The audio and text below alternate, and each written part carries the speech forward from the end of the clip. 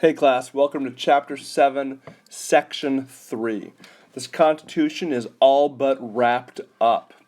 The document got finalized on September 17, 1787. The men gathered at that point to sign the Constitution and put it into effect.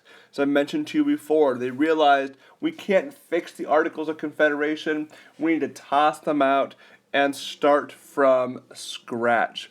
One issue that became a sticking point for a number of the ratifiers was a lack of Bill of Rights, which we'll get to in a second, and it was how do we select the president. And they created this system called the Electoral College, where each state gets a certain number of votes based on its population. And early on, there really wasn't much of a vote the first time. George Washington is going to win unanimously. Here he is, of course, our commander-in-chief is going to win that first one, and he's going to have a vice president named John Adams. John Adams had not been around during the drafting of the Constitution. He had been an ambassador in England at this point, but he was asked again to come into his country's service and gets on board as its very first vice president of the United States. Again, in order for some folks to agree to sign the Constitution, they demanded that a Bill of Rights get added. And so it got added a couple years later, December 15, 1791, by the very first Congress.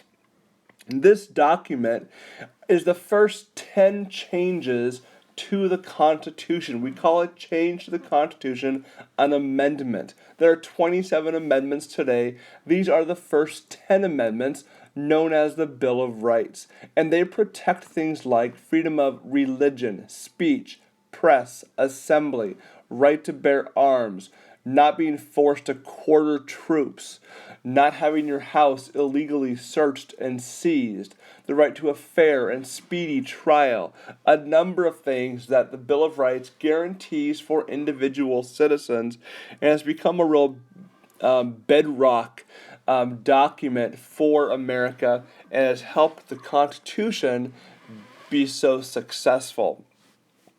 There are a number of reasons why the Constitution has been so successful, but here are the main three reasons.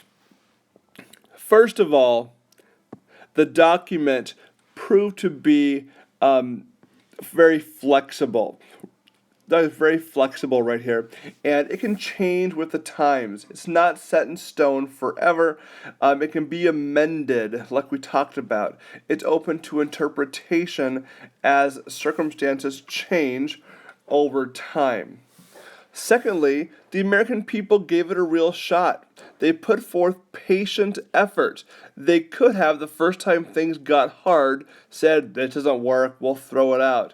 But they put forth patient effort in helping this document work. They abided by its laws, and they helped it work. And then lastly here, the writers included biblical principles in the Constitution.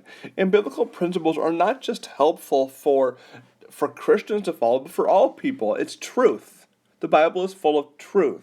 And we see that in things, especially like their view of man, and recognize that man was sinful. So they put a lot of checks of different people's power in the Constitution to prevent any one group from having too much authority.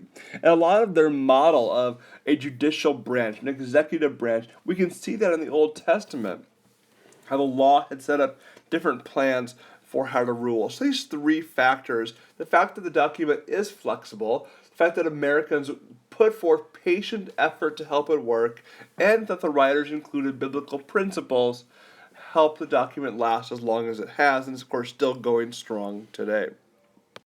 While sitting around in Independence Hall writing this document, Benjamin Franklin suggested a motto. And this motto is E pluribus unum. You see it in a number of places in our country today. You see it on dollar bills. Right here you can see it. You see it on all of our coins. Here it is on a penny. And E pluribus unum means out of many, one. Again, out of many, one. America was a wide range of people from all over the world had come to America. but all those different people were united as one group, as one nation, united together. We are the United States. So e pluribus unum, this model for America, that out of many one people. And the Constitution preserves those rights for the people.